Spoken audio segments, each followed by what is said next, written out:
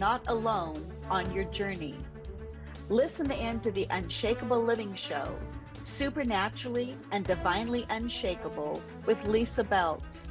Twice a month for your well-deserved dose of positive energy and your personal reminder that you are perfectly imperfect, and that's okay. Find your true calling and influence the world around you for the better with your profound gifts. Walk away feeling truly unshakable.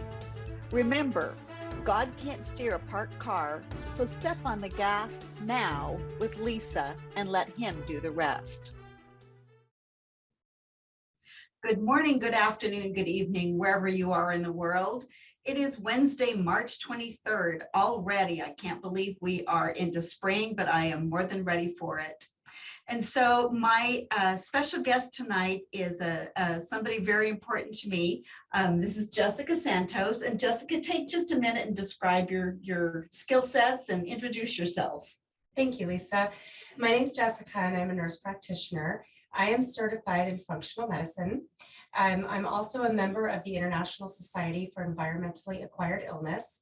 And so that means that I see patients across the continuum of the lifespan and just about any disease process, any health concerns, and I help them get well. She does, and I am one of her patients. That's how Jessica and I met. We've been working together since a year ago, January. And I have to tell you just up front, my health has changed dramatically for the better in this last year, and we're not done getting me well yet. So one of the things we're going to touch on today is mold toxicity. And I am just starting a mold detox program, thanks to Jessica. And so we'll touch on that just a little bit. And so for those of you who've been following my show, Q1 of this year, we've been talking about foundations. So we've got foundation, frame, and the finish. And so part of your foundation is your health. And so today we're talking about unshakable health. And I was sharing with Jessica a year ago, or a little over a year ago, there were little things that I simply was so fatigued physically and so exhausted that I just didn't have the energy to do. It was little things like, cleaning the dog dishes, even some days unloading the dishwasher. Fast forward 15 months, and through the work that I've done with Jessica's guidance over the last year and a little more, I have energy, I have mental clarity. I am probably healthier all over than I've been for, and I'm not exaggerating, probably 25 years. It has made a profound difference in my life. So I am indebted and grateful. So one of the things we want to talk about tonight is the difference between functional medicine and conventional medicine. Let's hear your take on that. Yeah, and first, before I jump in, I want to say what I want to illuminate on is the fact that you said the work that you've been doing. Okay. Yeah. My guidance. Yep. So I want to put that on you for the work that you've done and the commitment and the dedication that you've shown to getting your health where you want it to be. Yeah. Okay. So that's functional medicine. Functional medicine is root cause medicine. And that means we're figuring out your why, your WHY. How many times have you heard me say that? Yeah. Right? Figuring out what is the cause or cause is of your dysfunction or your dis-ease, okay? And so if somebody comes in and says that they have headaches, there are 15 different reasons why somebody might have a headache, right? It's not simply that they need more Tylenol or ibuprofen or some pharmaceutical drug. It's a symptom. It's your body waving a red flag saying, we have a problem. And if we listen to that and we ask the right questions, we can figure out why you're having your headaches. Then if I can figure out why you're having them, then I can figure out how we make them go away. Okay. Yes. And I think for me, that's the big difference as a functional medicine practitioner is in conventional medicine, where I spent the first portion of my career. I've been a nurse practitioner for 16 years and the first half of my career I spent in family practice and pediatrics and urgent care mostly. Okay. And so my job there was to figure out what was wrong and what that meant and give you a prescription to make it better. And I got to a point in my career where I felt like I wasn't getting anybody better. Mhm. You know, you Yep. came in and let's say you had a laceration on your face. I could sew that up and, Sure. fix your broken bone. And I made a difference that way. Yep. But I feel like in conventional medicine, where what I was lacking is I wasn't healing anybody. Mhm. I wasn't giving you answers. Yep. I was hearing your concerns, like we're trained to do, is hear your concerns, figure out what labs you need, and if they're abnormal, make the diagnosis and what drug do I give to treat it. Treat it, not fix it. Mhm. And that's the difference. We're looking at root cause so we can figure out how to reverse the health concerns that you're having. That's really good. Yeah. You know, and being a programmer, analyst, project manager, we do a lot of root cause analysis on different things. And the idea of applying root cause analysis to your physical self makes so much sense. Now, another thing that I really love about functional medicine is it addresses the whole person. Yes. It is, and, you know, the little graphic that I had for the show tonight talks about spirit, soul, and body. Yes. So talk to me just a little bit about how functional medicine looks at you as a whole person. Yeah, no, that's so true. And I think what we look at in from a functional medicine standpoint is, what is functional medicine? We just have a bigger toolkit, right? So Yeah. we look at, teachings from Ayurveda and traditional Chinese medicine and herbology, homeopathy, vitamin, nutrition therapy. We still use medicine, Yeah. right? When it's indicated. We haven't thrown away our prescription pads. So why is functional medicine different? We're looking at the mind, body, spirit. And in Ayurveda, it's believed that your soul is in every cell in your body. Mhm. And if your soul is diseased, you will experience dis-ease, Yeah. right? And I use the word disease and not disease, right? Mhm. Because dis-ease is a symptom, right? Whether it's your blood sugar being high or your joints aching or an autoimmune disease being diagnosed, we can reverse that. Yeah. And that's something that to start, you have to believe that it can happen. Yep. Yeah. And I think it's so important. If you think back to the first time we met, our first visit was an hour long. Yes. When was the last time you ever spent an hour with your provider? Never. Never. On average, the typical medical visit is about 7 minutes. Yeah.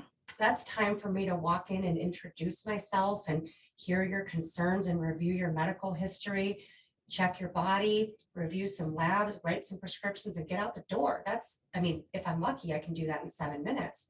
So, I'm not treating the patient in a setting like that, but in functional medicine, I'm able to sit down and we look at something called the matrix. You don't know that, but I do. Mhm. I'm looking at the matrix. And in the body of the matrix, I'm looking at all the different things that are happening in Okay, your I body. gotta tell you, I flashed to the movie The Matrix. Yeah. It's like you, me, and Keanu Reeves, Yeah, right? okay. Sign me up. Sorry. So, it's all good. So when we're looking at the matrix, we're looking at things like digestion and assimilation and energy and communication. Yeah, hormone problems and balance. all those. Yeah, right. So we're plotting. You don't know it, but that's what I'm doing. I'm plotting your concerns on the matrix and I'm seeing where the major imbalances are. Mhm. You know what's in the middle of the matrix? Spiritual, Mhm. emotional, neurologic, right? Those Yep. sorts of things. Yep. That And makes sense. Yeah, and the things that are at the bottom of the matrix, we're looking at lifestyle. Okay, so we're looking at nutrition, sleep, relationships, stress. Okay, we're looking at all of the things that we're that go into whether we're experiencing health or disease. Okay. That's really good. And so I think that is kind of the crux of when we're looking at a person. I'm not just looking at, again, let's use the headache as an Mhm. example. Is it a tension headache? Is it a migraine? Are you grinding your teeth at night because of your stress? Right. Do we have muscle tension because you're stressed because you have relationship issues or your work is stressful? Or are you Are you feeling isolated? Are you alone? Some of the most recent research when we're looking at wellness and our chances for longevity and a long, healthy life is looking at, I think it was the blue zone where they went around and they looked at the people who lived the longest beyond 100, right? Okay. And they looked at their health, and we went around the world and looked and saw who lived the longest and who lived the healthiest. And what were those Correlations, factors, right? yeah, what's the Was it correlation? diet? Was it Yeah. clean air? Was it water? Was it their exercise? Uh-huh. No, it was their community. Really? It was their Wow. interpersonal relationships. No kidding. Yeah. And so you think when we're looking at vital signs, we're looking at your blood pressure and your heart rate and your respiratory rate, your temperature. We need to be asking. We need to be asking about connectivity and isolation and things like That's that. fascinating. I've never heard that before. Yeah. That's really fascinating. Yeah, and well, you filled out our paperwork Yeah. coming in, and how long did that take you? About an hour? Oh, longer. Yeah. Why Yeah. do we ask? Are you married? Do you have children? Mhm. Do you have good support? Is there family nearby? We want to know those things. Whether you're part of a church or a yoga community, or do you volunteer? We're wanting to look at what is feeding your soul, right? Yeah. Because if your soul is in every cell in your body, which I believe, if your soul is not experiencing wellness, neither will your body. Yeah, no, that's really, really true. Yeah. That's really true. So I guess one of the questions I've got for you, Jessica, is there anybody that functional medicine is more indicated for versus somebody that you would say is not an ideal patient? That's a good question. A patient who wants to get well, Uh-huh. a patient who wants to find answers, a patient who is not satisfied with the status quo of a pill for an ill. Uh-huh. You go to your doctor with a problem and their only response is, well, here's this prescription. Those are the ideal candidates for somebody who is looking for more, right? I want a deeper dive, I want answers, and I want to feel better. And I think we all do. And so I don't think that there is a person who functional medicine wouldn't help. Yeah. Right? Now for me, functional medicine is my PCP, my primary care provider. Does functional medicine work for, expecting moms and men and again, it covers the entire gamut, right? It does. So I see I have babies. I have end of life. I'm happy to be part of that, all walks of the journey for our patients. Expectant mothers, nutrition is so important. Yeah. Managing their stress is so important. Managing their emotions and keeping up with keeping their host important for their very special guest, right? It's so important. Yes, my daughter's 4.5 months along right now. So yeah, we're super excited. Yeah, so that it's so important. Everything that we're putting into our body, whether it's food, toxins, media, what we're putting in matters. Yeah. And what we need to get rid of, at certain times of our life matters too, like toxins and stress and worry and fear. So, there really isn't a person that functional medicine doesn't help. Patients may need to be under the care of a specialist, but we work very closely with other providers to help provide the care that they don't. Okay. Right. So we're going to take a quick break right now. And when we come back, we're going to talk a little bit more about mold toxicity and some other specifics. Come right back with us.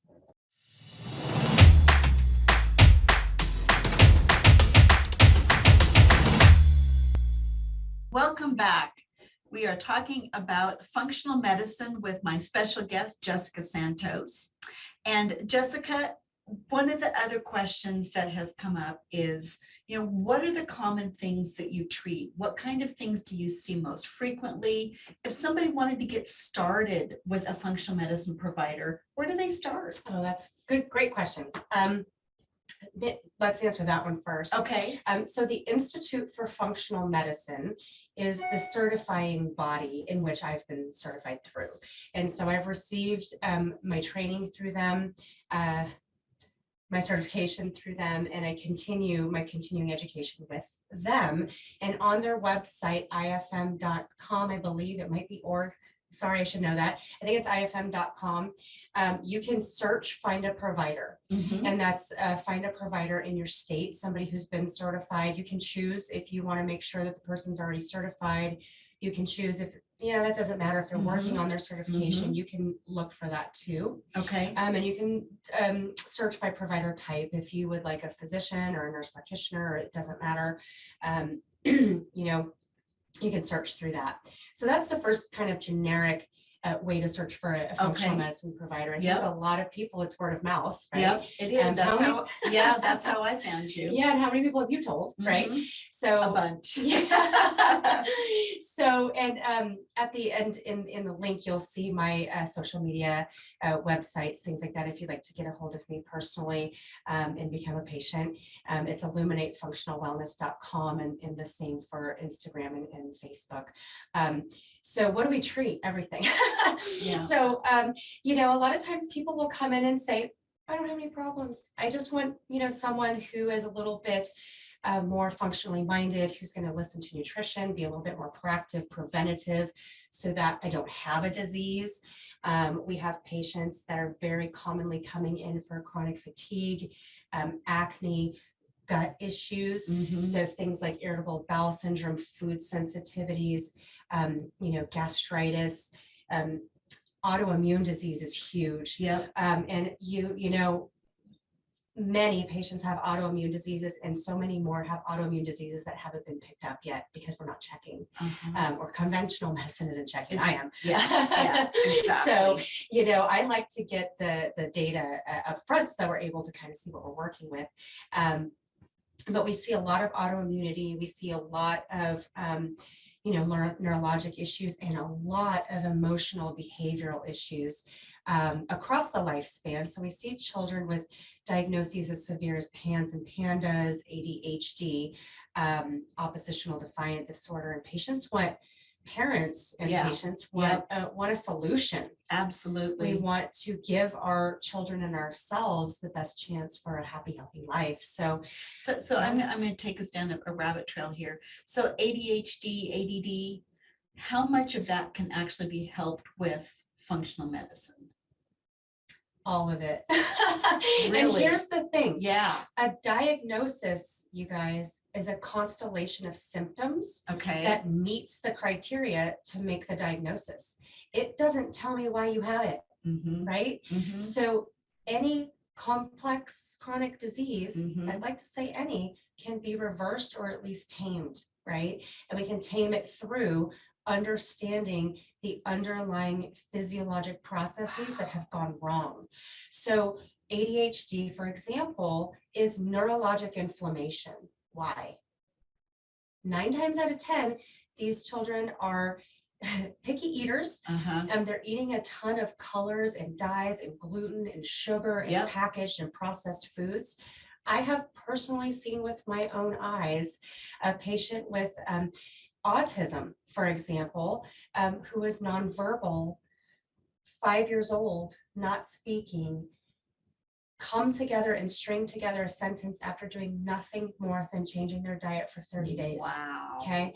Not to say, I'm just covering I know, chills. right? That It just matters. gives me chills. It matters. And so people will say, oh, it doesn't matter what they eat.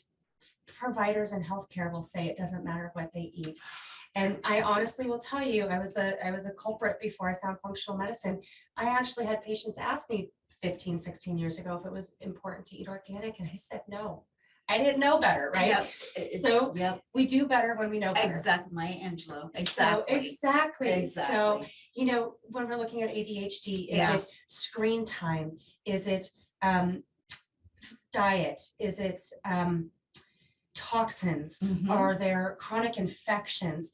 And yes, right? All of those things are implicated, and it takes the appropriate questioning, the appropriate mom's history. What was mom's health like before she was pregnant with you, right? And what was your childhood like? Were you born vaginally or C-section? Were you breastfed? Were you bottle fed? Did you have lots of ear infections? Were you on lots of antibiotics? Those are the things that matter. Complete picture. You're painting a complete picture again of the whole person. and then getting to root cause. Absolutely. So how much of those same things apply to adults with ADD? Same thing. And you'd be, the other thing that I see many times with ADD or ADHD is head injury. You'd be impressed how many adult onset ADD or ADHD comes after a car accident. Really? Or comes after that, I hate to say this, football injury or wrestling injury or mountain biking injury or whatever. And now I have the symptom, and it's going back and finding what is causing the inflammation. What triggered it? Exactly. We're always asking, when did you last feel well? Right? And because we want to know what the trigger is. We're looking at antecedents, triggers, and mediators. What was your terrain like before the thing happened? Not everybody has that one triggering thing. And then what is keeping you from being well?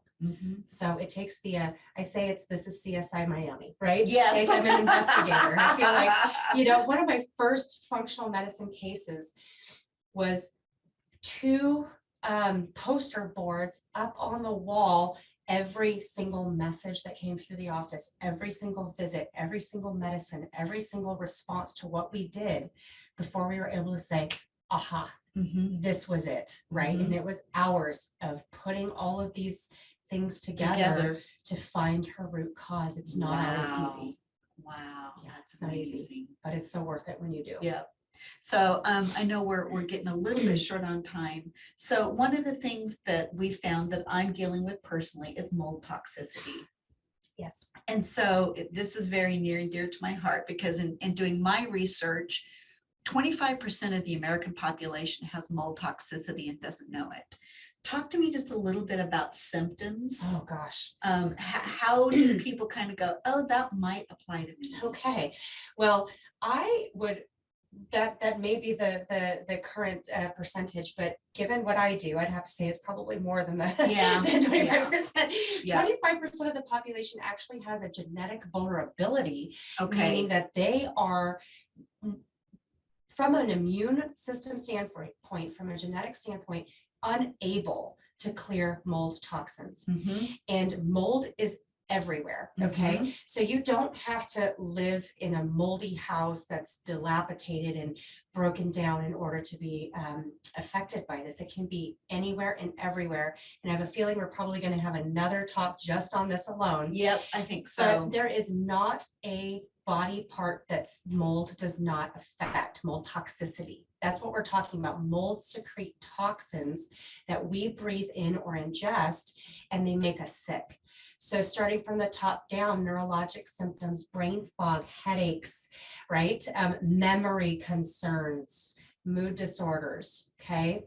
Chronic fatigue, Muscle weakness, muscle joints and pain, aches and pains, lung respiratory issues, shortness of breath, hormone imbalances, okay? We'll see cardiovascular system issues like inability to maintain blood pressure and heart rate. There's a symptom called, or a diagnosis called POTS. And if you've got it, you know it. There really isn't a symptom that doesn't lead me back to thinking about mold, but we're looking at the constellation of symptoms. We're asking the right questions. We're looking at everything else.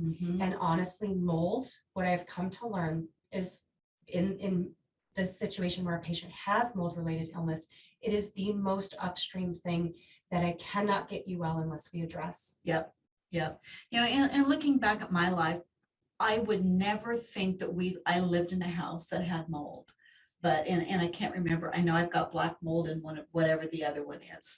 And so I suspect that I've had this for years. And so we talk about that the body secretes it so to protect your organs. So there's a whole process we're going through to release that slowly, carefully. Yes. So again, if somebody's going, hey, I've got some of those symptoms, what do? Come find me. Yes. The International Society for Environmentally Acquired Illness. That's a mouthful. Yep. So we call it ICI, but that is where you want to go. ICI.gov. gosh, I should know these. It's either .org or .com. Okay. But you can go on there and you can find a provider locally who is trained. Not all functional medicine providers are trained to treat mold. So most of us that do are going to be trained and certified, or not certified, but trained and affiliated with something like the ICI. And that is where we can find a provider and get more information. So tell us one more time, how do we find you? Okay, illuminatefunctionalwellness.com. So illuminate, ILL. Yes. UMINATE.